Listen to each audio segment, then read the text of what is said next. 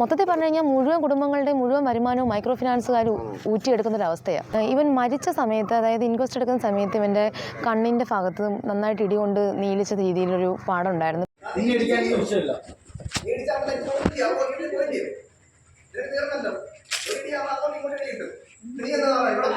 പൈസ ഇല്ലാന്നുണ്ടെങ്കിൽ കൂടെ വരാൻ. അതെ, തീർച്ചയായിട്ടും. കൂടെ വരാനല്ല, പോകാനാണ് പറയുന്നത്. എവിടെയെങ്കിലും പോയി എന്തെല്ലാം പണി, മറ്റ് മാർഗ്ഗങ്ങൾ, അതായത് അവർ പറയുന്ന ഒരു ഇമോറൽ ആക്ടിവിറ്റി പോലെ എന്തെങ്കിലും ചെയ്ത് ഇവർക്ക് പേയ്മെൻറ്റ് കൊടുക്കുന്നത് വെച്ച് കഴിഞ്ഞാൽ മറ്റൊരു സ്ഥാപനത്തിൽ ജോലിക്ക് കയറുന്നതിനല്ലേ നമുക്ക് റൂൾസ് ആൻഡ് റെഗുലേഷൻസ് ഉള്ളത്.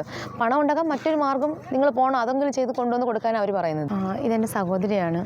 ഇദ്ദേഹത്തിൻ്റെ ഭർത്താവ് കഴിഞ്ഞ ശനിയാഴ്ച, അതായത് 10-ാം തീയതി രാത്രിയിൽ ആത്മഹത്യ ചെയ്ത നിലയിൽ കാണപ്പെട്ടിരുന്നു.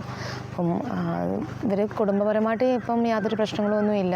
2 കുഞ്ഞുങ്ങളൊക്കെ ആയിട്ട് സന്തോഷമായിട്ട് കഴിഞ്ഞു പോയിക്കൊണ്ടിരുന്നതാണ്. പക്ഷേ ഇതിനിടയ്ക്ക് കുറച്ച് മൈക്രോ ഫിനാൻസിൻ്റെ ബാധ്യതകളും കാര്യങ്ങളൊക്കെ ഉണ്ടായിരുന്നു. അപ്പം മുടക്കമില്ലാതെ മുന്നോട്ട് കൊണ്ടുവരുന്നതാണ്. ഇതിനിടയ്ക്ക് ഒരാഴ്ചത്തെ കളക്ഷൻ മുടങ്ങിയതിൻ്റെ പേരിൽ അഞ്ചാലമൂട്ടിൽ സ്ഥിതി ചെയ്യുന്ന മധുര ഫിനാൻസ് എന്ന് പറഞ്ഞൊരു സ്ഥാപനത്തിൽ നിന്ന് സ്റ്റാഫുകൾ വീട്ടിൽ വന്നിട്ട് വളരെ മോശമായിട്ട്, എന്ന് വെച്ച് കഴിഞ്ഞാൽ നമുക്ക് സ്ത്രീകൾക്കും കേട്ട് നിൽക്കുന്ന പുരുഷന്മാർക്ക് ഒട്ടും സഹിക്കാൻ പറ്റാത്ത രീതിയിലുള്ള മോശമായ സംസാരിച്ച് അതിനെക്കുറിച്ച് ഭയങ്കര വാക്കുതർക്കം കാര്യങ്ങളൊക്കെ ഉണ്ടായി അന്നത്തെ ദിവസം. അത് കഴിഞ്ഞിട്ടും പലതവണ ഫോണിൽ കൂടെ വിളിച്ചിട്ട് അനാവശ്യമായിട്ട് പല കാര്യങ്ങളും അവർ പറഞ്ഞു. അപ്പം അതിൻ്റെയൊക്കെ ഒരു പ്രകോപനത്തിൽ ഈ മരിക്കുന്നതിൻ്റെ തലേ ദിവസം വെള്ളിയാഴ്ച ഇവരുടെ ഭർത്താവ് മധുര ഫിനാൻസിൻ്റെ ഓഫീസിൽ നേരിട്ട് പോയി ഈ വിളിച്ച സ്റ്റാഫുമായിട്ട് വാക്കുതർക്കം ഉണ്ടാവുകയും വഴക്കാവുകയൊക്കെ ചെയ്തിട്ടുണ്ടായിരുന്നു. അവർ പറഞ്ഞു വെച്ചാൽ ആ ടൈമിൽ ഈ കുഞ്ഞിന് ജോലി ഇല്ലായിരുന്നു. അപ്പം ജോലി ഇല്ലായിരുന്ന സമയത്ത് അടയ്ക്കാൻ മുടക്കം വന്ന എന്താണെന്ന് വെച്ചപ്പം ജോലിക്ക് പോകുന്നതേ ഉള്ളൂ, ഒരു ഇച്ചിരി സമയം തരണമെന്ന് ചോദിച്ചപ്പം അങ്ങനെ അല്ലാത്ത ജോലി പലതും ഉണ്ട്, പണം ഉണ്ടാക്കാൻ ആ പണിക്ക് പോകണമെന്ന് പറഞ്ഞു ഈ വന്ന ഫിനാൻസ് കമ്പനിക്കാരൻ. അപ്പോൾ അത് സ്വാഭാവികമായിട്ടും നമ്മുടെ വീട്ടിലേക്ക് ഇപ്പോൾ അമ്മയായാലും പെങ്ങളായാലും നമ്മളോട് തന്നെ പറഞ്ഞു കഴിഞ്ഞാൽ നമുക്ക് സഹിക്കാൻ പറ്റത്തില്ല. അപ്പോൾ ഒരു ഭർത്താവിൻ്റെ മുമ്പ് വെച്ച് ഭാര്യയെക്കുറിച്ച് അങ്ങനെ പറയുമ്പം സ്വാഭാവികമായിട്ടും അവരെ മാനസികമായിട്ട് ഭയങ്കരമായിട്ട് എഫക്റ്റ് ചെയ്യുന്നൊരു കാര്യമാണ്. ആ ഒരു വാക്കാണ് ഇവനെ പ്രകോപിപ്പിച്ച് അവിടെ എത്തിച്ചത്. അവർ സ്നേഹിച്ച് കല്യാണം കഴിച്ചവരും കൂടെ. അപ്പോൾ അതുകൊണ്ട് തന്നെ അവൻ്റെ ഭാര്യയെക്കുറിച്ച് അങ്ങനൊരു വാക്ക് മറ്റൊരാൾ പറയുന്നത് വെച്ചാൽ ആത്മഹത്യ ചെയ്തതല്ല എന്ന് നിങ്ങൾക്ക് ഇത്രയും ഉറപ്പിച്ച് പറയാനുള്ള കാരണം എന്തോ? അതെന്താണെന്ന് വെച്ച് കഴിഞ്ഞാൽ ഈ മൈക്രോ ഫിനാൻസ് സ്ഥാപനത്തിൽ പോയി ഇവൻ അടി ഉണ്ടാക്കിയിട്ട് ഹോസ്പിറ്റലിൽ വന്നിട്ടുണ്ടായിരുന്നല്ലോ. പക്ഷേ ആ സമയത്ത് ഇവൻ ഒരു ഫോട്ടോ എടുത്ത് ഭാര്യയ്ക്ക് അയച്ചിട്ടുണ്ട്, എന്ന് വെച്ചാൽ ഹോസ്പിറ്റലിൽ നിന്ന് ലൈവായിട്ടുള്ളത്. അപ്പോൾ ആ സമയത്ത് ഇവൻ്റെ ശരീരത്തിൽ മുഖത്തൊന്നും യാതൊരു പാടുകളും ഇല്ലായിരുന്നു. പക്ഷേ ഇവൻ മരിച്ച സമയത്ത്, അതായത് ഇൻക്വസ്റ്റ് എടുക്കുന്ന സമയത്ത് ഇവൻ്റെ കണ്ണിൻ്റെ ഭാഗത്ത് നന്നായിട്ട് ഇടികൊണ്ട് നീലിച്ച രീതിയിലൊരു പാടം ഉണ്ടായിരുന്നു. പിന്നെ തലയ്ക്കൊക്കെ മുറിവുകൾ, ശരീരത്തിന് കുറേ ഇടികൊണ്ട പാടുകൾ നേരത്തെ ഉണ്ടായിരുന്നതിനേക്കാൾ അധികം ഉണ്ടായിട്ടുണ്ട്. അപ്പോൾ അതൊന്നും ഈ പറഞ്ഞ സംഭവത്തിൻ്റെ പ്രസൻസിൽ അന്നേരം ഉണ്ടായത് മാത്രമല്ല, അപ്പോൾ അതിനുശേഷം എന്തോ നടന്നിട്ടുണ്ട്.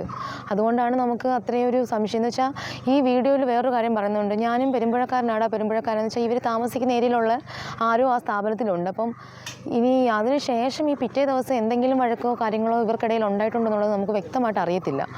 അതിനെക്കുറിച്ച് തുടർന്ന് അന്വേഷിക്കാൻ വേണ്ടിയിട്ട് നമ്മൾ കംപ്ലയിൻറ്റ് കൊടുത്തിട്ടുണ്ട്. പക്ഷേ ഇതുവരെയും മൊഴിയെടുക്കാനോ മറ്റു കാര്യങ്ങളൊന്നും നമ്മളെ വിളിപ്പിച്ചിട്ടില്ല. മാനസിക സംഘർഷം ഭയങ്കരമായിട്ടുണ്ടായിരുന്നു. എന്ന് വെച്ചാൽ ഭാര്യയെ അപമാനിച്ചു എന്നുള്ള ഒരു വിഷമത്തിലാണ് ഇവൻ ആ ഓഫീസിൽ പോയി അത്രയും സംസാരം വാക്കുകൾക്കും വഴക്കും ആയത് തന്നെ. അപ്പോൾ അതുകൊണ്ട് തന്നെ അതിന് കാരണക്കാർ ഈ മൈക്രോ ഫിനാൻസ് സ്ഥാപനത്തിലുള്ളവർ തന്നെയാണ്. അവരുടെ ഭാഗത്തു നിന്നുണ്ടായ പ്രകോപനമാണ് അവനെ ഇങ്ങനൊരു അവസ്ഥയിൽ എത്തിച്ചേക്കുന്നത്. ഇതിനിടയ്ക്ക് എന്തെങ്കിലും ഒരു ഇൻസിഡൻറ്റ് നടന്നിട്ടുണ്ടെന്നുള്ളതിനെക്കുറിച്ച് നമുക്ക് സംശയമുണ്ട്. ഇവൻ സ്വയം ചെയ്തതാണോ, ഇനി മറ്റാരെങ്കിലും ഇതിന് പിന്നിലുള്ളവർ എന്തെങ്കിലും അപായപ്പെടുത്തിയതാണോ എന്നും നമുക്ക് സംശയമുണ്ട്. ഈ പറയപ്പെടുന്ന ദിവസം വൈകുന്നേരത്തെ 5 മണിക്ക് ശേഷം ഇവിടെ അമ്മയുടെ അടുത്ത് വന്നിട്ടുണ്ടായിരുന്നു. ഇവർ അമ്മയുടെ ചേട്ടത്തിയുടെ കൂടെ അപ്പോൾ അമ്മ താമസിക്കുന്നത്. അപ്പോൾ ആ വീട്ടിൽ വന്നൊരു 5-5:30 സമയത്തോളം പുള്ളിക്കാരൻ വന്നിട്ടുണ്ടായിരുന്നു. അതിനുശേഷം വീട്ടിൽ ഒന്ന് പോയി കുളിച്ച് ഫ്രഷായിട്ട് വരാമെന്നും പറഞ്ഞ് പോയ പയ്യൻ പിന്നെ വന്നിട്ടില്ല. ഇതിനിടയ്ക്ക് വെച്ച് ഇവൻ എങ്ങോട്ടെങ്കിലും പോയതായിട്ട് ഇതിന് ശേഷം ഒരു വീഡിയോ നമുക്ക് അയച്ചു കിട്ടിയിട്ടുണ്ട്. ഈ ഓഫീസിൽ പോയി മറ്റാരോ ഇടനിലക്കാരോട്ട് ഇന്ന് സംസാരിക്കുന്ന ആ വീഡിയോയിൽ ഏകദേശം രാത്രി സമയമാണ്. അപ്പോൾ അതിൻ്റെ അകത്തുനിന്ന് കണ്ടിട്ടും അകത്താണ് ഇരുട്ടാണ്, പുറത്തുള്ള വിഷ്വൽസൊക്കെ നല്ല ഇരുട്ടായിട്ടുണ്ട്. അപ്പം എന്തായാലും ഒരു 8-9 മണിക്ക് ശേഷമുള്ള വീഡിയോ ആയിരിക്കണം. അതിന് ശേഷമാണ് ഇവന് സംഭവിച്ചേക്കുന്നത്. പിന്നെ ഇവൻ ഈ താമസിക്കുന്ന സ്ഥലത്തൊരു ക്ഷേത്രവും 1-2 വീടുകളിൽ CCTV കാര്യങ്ങളൊക്കെ ഉണ്ട്. പക്ഷേ അവിടെ ഇപ്പോൾ നമ്മൾ അറിഞ്ഞതെന്ന് വെച്ച് കഴിഞ്ഞാൽ CCTV പരിശോധിച്ചപ്പം ഇവൻ വന്നതിൻ്റെയോ പോയതിൻ്റെയോ ഒന്നും യാതൊരു വിഷ്വൽസും ഇല്ല എന്നാണ്. അപ്പം അതിനെക്കുറിച്ച് വ്യക്തമായിട്ട് അറിഞ്ഞിട്ട് നിങ്ങൾ 5 മണി വരെ ഇദ്ദേഹത്തിനെ കണ്ടതാണ്? അമ്മ കണ്ടിട്ടുണ്ടായിരുന്നു. കണ്ടു സുഹൃത്തുക്കളും ഒക്കെ കണ്ടിട്ടുണ്ട്. അപ്പോൾ ഇദ്ദേഹം തൂങ്ങി മരിക്കുന്നത് ഈ പറയുന്ന വീട്ടിലാണല്ലേ? അതെ അതെ, വാടക വീട്ടിലാണ് തൂങ്ങി മരിക്കുന്നത്. CCTV യിൽ പറയുന്നത് ഈ ഒരു CCTV ഫുട്ടേജ് നമ്മൾ നേരിട്ട് കണ്ടിട്ടില്ല. അപ്പം കഴിഞ്ഞ ദിവസം പോലീസ് ഇൻക്വസ്റ്റ് ഉണ്ടായിരുന്നു. അവർ ചെന്ന സമയത്ത് CCTV പരിശോധിച്ചിട്ടുണ്ടെന്ന് വാടക വീടിൻ്റെ ഉടമസ്ഥ നമ്മളോട് പറഞ്ഞിട്ടുണ്ട്. അപ്പം അതിൽ ഇവൻ വന്നതിൻ്റെയോ പോയതിൻ്റെയോ ഒന്നും യാതൊരു വിഷ്വൽസും ഇല്ല എന്നാണ് ഇപ്പോൾ അറിഞ്ഞിരിക്കുന്നത്. അതിൽ തന്നെ എന്തെങ്കിലും സംശയമില്ലേ? അദ്ദേഹം പുറത്ത് വെച്ച് കണ്ടവരുണ്ട്, പിന്നെ ഇത് എങ്ങനെ? അതെ, അല്ല ഈ വീട്ടിലേക്ക് വരാൻ മറ്റു വഴിയുമില്ല. മറ്റേയല്ല, ഈ വീടിൻ്റെ ഫ്രണ്ട് എൻട്രൻസ് ഇത് തന്നെയാണ്, ഈ ഒരു വഴി. ഇതിൻ്റെ സമീപത്തുള്ള വീടുകളിലും CCTV ഉണ്ട്. അപ്പം അതൊക്കെ കൂടുതൽ വ്യക്തമായിട്ട് പരിശോധിച്ചാൽ ഒരു പക്ഷേ നമുക്ക് ഇതിനകത്തുള്ള സത്യസന്ധത. പോലീസ് ഇപ്പോൾ ഇന്നിപ്പോൾ 5 ദിവസമായി. ഇതുവരെയും നമ്മൾ കഴിഞ്ഞ ദിവസം ഒരു പരാതി കൊടുക്കാൻ ഭാര്യ ഈ അറ്റംപ്റ്റ് ചെയ്തിരിക്കുന്നത് കണ്ണനല്ലൂർ പോലീസ് സ്റ്റേഷനിലെ അണ്ടറിലാണ്. അപ്പോൾ അതുകൊണ്ട് തന്നെ അന്വേഷണ ചുമതല കണ്ണനല്ലൂർ പോലീസ് സ്റ്റേഷനാണ് കൊടുത്തിരിക്കുന്നത്. പക്ഷേ ഈ അറിയാമല്ലോ, ഈ ഒരു അവസ്ഥയിൽ ഭാര്യയെ കൊണ്ട് നമുക്ക് അധികം യാത്ര ചെയ്യാനോ എടുക്കാനൊന്നും പറ്റുന്നില്ല. എന്നിട്ട് പോലും ഇങ്ങോട്ട് യാതൊരു ഇതും ഇല്ലാഞ്ഞതിൻ്റെ പേരിൽ ഞങ്ങൾ കഴിഞ്ഞ ദിവസം ഇയാളെയും കൊണ്ട് നേരിട്ട് പോയി കംപ്ലയിൻറ്റ് കൊടുത്തിട്ടുണ്ട്. അപ്പോൾ ഇന്നിപ്പം ഒരു ചടങ്ങുണ്ടെന്ന് പറഞ്ഞു. അപ്പം വിളിപ്പിക്കാമെന്ന് പറഞ്ഞിട്ടുണ്ട്. അല്ലാണ്ട് മൊഴിയെടുക്കാൻ അവരാരും വരികയോ സംസാരിക്കുകയോ ഒന്നും. ഈ ഫിനാൻസിൽ നിന്ന് പൈസ എടുത്ത്, ഈ ഫിനാൻസിന്റെ പേരെന്താണ്? മധുര ഫിനാൻസ്. മധുര ഫിനാൻസിൽ നിന്ന് പൈസ എടുത്തിട്ട് ഒരു തവണ ഒരു തിരിച്ചടച്ചിട്ടില്ല. ഈ തീരാറായ ലോണാണ് ഈ മധുര ഫിനാൻസിൻ്റെ ലോൺ. ഇനി ഏകദേശം എനിക്ക് തോന്നുന്നു ഒരു പകുതിയിൽ കൂടുതൽ അടച്ചു തീർന്നതാണ്. ഈ ഒരാഴ്ചത്തെ അടവ് മുടങ്ങിയപ്പോഴാണ് ഇവർ വന്ന് ഇങ്ങനെ സംസാരം തുടങ്ങിയത്. പിന്നെ പിറ്റേ ആഴ്ച മുതൽ ഒരു സംസാരം ആയപ്പോഴത്തേക്ക് തന്നെ ജോലിയില്ലാതെ വെച്ചാൽ ചിക്കൻ ബോക്സ് ഒക്കെ വന്ന് ജോലിയില്ലാതിരുന്നതാണ്. അപ്പോൾ ഒരു അവധി ചോദിച്ചു. ഇയാൾ 2 ആഴ്ചത്തെ കാര്യമേ ഉള്ളൂ. അന്നേരം ജോലിക്ക് കയറിയിട്ടുണ്ട്, ശമ്പളം കിട്ടിയ ഉടനെ തന്നെ ഒരുമിച്ചിട്ട് കൊടുക്കാം എന്ന് വരെ പറഞ്ഞു. പക്ഷേ അതൊന്നും കേൾക്കാനുള്ള ഒരു മനസാക്ഷി ഇല്ലാതെ ഭയങ്കര മാനസികമായിട്ട് ഒരുപാട് ടോർച്ചർ ചെയ്തിട്ടുണ്ട്. ഒരുപാട് നമുക്ക് പറഞ്ഞ് ഒരു വീഡിയോയുടെ മുമ്പിൽ പറയാൻ പറ്റുന്നത് കൂടുതൽ നമ്മൾ അനുഭവിച്ചു. ഏകദേശം ഒരു മാസമാണ് പിരിവ്? അല്ല, ആഴ്ചയടവാണ്. എത്ര രൂപ വെച്ചാണ് അടച്ചുകൊണ്ടിരിക്കുന്നത്? 580 രൂപയാണ് ആഴ്ച അടയ്ക്കുന്നത്. ഈ 580 ഒരു ആഴ്ചയിൽ അടയ്ക്കാത്തതിനാണോ? അതെ, തീർച്ചയായിട്ടും. അല്ല, ആ ആഴ്ചയടവ് മാസത്തിലാക്കി കൊടുക്കാൻ വേണ്ടി നമ്മൾ റിക്വസ്റ്റ് ചെയ്തിട്ടുണ്ടായിരുന്നു. കാരണം ആഴ്ച വരുമാനം ഇല്ലാത്തതുകൊണ്ട് ഒരു ജോലി സ്ഥാപനത്തിൽ ജോലിക്ക് കയറിയിട്ടുണ്ട്. 1 മാസത്തെ സാലറി കിട്ടുമ്പോൾ നമുക്ക് അത് ഒരുമിച്ച് കൊടുക്കാമെന്ന് പറയണൊക്കെ പോലും അവരൊരു ദയ കാണിച്ചില്ല. പിന്നെയും ബുദ്ധിമുട്ടിച്ചുകൊണ്ടേയിരുന്നു. കൂടുതലായിട്ട് പറയാൻ നമുക്ക് എൻക്വയറി ചെയ്യുന്ന ആൾക്കാരെ പോലുള്ള അറിവില്ല. എങ്കിലും നമ്മുടെ സാമാന്യമായി ഇത് വെച്ചിട്ട് നോക്കുമ്പോൾ തന്നെ ഇവൻ്റെ കൈ എത്തുന്ന അത്രയും ഹൈറ്റേ ഉള്ളൂ ഈ ഹാങ് ചെയ്തേക്കുന്ന സ്ഥലത്തിന്.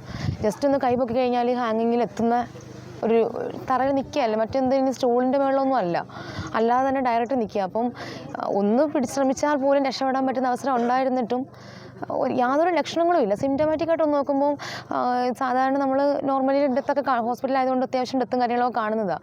പക്ഷേ അതിൻ്റെതായ യാതൊരു തെളിവുകളും എനിക്ക് തോന്നിയില്ല. പിന്നെ കറക്റ്റായിട്ടൊക്കെ പ്രൂവ് ആണെങ്കിൽ ഒരുപക്ഷെ ലക്ഷണങ്ങളൊന്നും ഇല്ലായിരിക്കും. 29 വയസ്സെന്ന് പറയുമ്പോൾ ജീവിതം തുടങ്ങേണ്ട സമയം പോലും ആവുന്നില്ല. അപ്പം അങ്ങനെ ഒരു സമയത്ത് ജീവിതം നഷ്ടപ്പെട്ടൊരു സ്ത്രീ എൻ്റെ അനിയത്തി. അപ്പം ഇനിയുള്ള അവരുടെ ജീവിതം എങ്ങനെയാണെന്നുള്ളതിനെക്കുറിച്ച് നമുക്ക് ഒന്നും പറയാൻ പറ്റത്തില്ല. അപ്പം ഈ മരിച്ച ഇദ്ദേഹത്തിൻ്റെ ജോലി എന്തുവായിരുന്നു? ഇദ്ദേഹം ഒരു വള്ളി ട്രാവൽസ് എന്ന് പറഞ്ഞുകൊണ്ട് നമ്മുടെ ഇവിടെ പെരുമ്പുഴയിൽ ഒരു വണ്ടി ടൂറിസ്റ്റ് ബസ് ഓടിക്കുക. ഒരു സ്ഥിര വരുമാനം പോലും ഉള്ള വ്യക്തിയല്ല. നമുക്ക് എന്തെങ്കിലും ഒരു സഹായമോ കാര്യങ്ങളോ ഒന്നുമില്ല. അപ്പം ഇനിയുള്ള ഇവളുടെ ജീവിതം വഴി മുട്ടിയതുപോലെ ഇനി മറ്റൊരാൾക്ക് ഈ അവസ്ഥ ഉണ്ടാവരുത്. ഈ മൈക്രോ ഫിനാൻസ് എന്ന് പറയുമ്പം സത്യം പറഞ്ഞാൽ ഒരു ഫിനാൻസിൻ്റെ റൂൾ പ്രകാരം 3 ലോൺ അങ്ങനെ എന്തോ ഒരു ഇതുണ്ട്. 3 മൈക്രോ ഫിനാൻസ് ഉള്ള വ്യക്തിക്ക് 4ാമതൊരു ലോൺ കൊടുക്കരുതെന്നാണ് ഈ എലിജിബിലിറ്റി നോക്കുമ്പോൾ അങ്ങനൊരു ഇതുണ്ട്. പക്ഷേ ഓരോ വ്യക്തികൾക്കും 5, 6, 7, 8 മൈക്രോ ഫിനാൻസിൻ്റെ ലോണുകളാണ്. ഇതുവരെ ഈ പാർവതി ഈ ഒരു പീഡനം പുറത്ത് പറയാൻ പേടിച്ചിട്ടാണ്? തീർച്ചയായിട്ടും അവരുടെ ഭീഷണിയും കാര്യങ്ങളൊക്കെ ഭയന്നിട്ടാണ് ഇതുവരെയും ചെയ്യാതിരുന്നത്. പക്ഷേ ഇനി നമ്മളിത് മറച്ചു വെച്ച് കഴിഞ്ഞാൽ ഇനിയും പലരുടെയും കുടുംബത്തിൽ ഇതുപോലുള്ള ദാരുണമായിട്ടുള്ള കാര്യങ്ങൾ നടക്കും.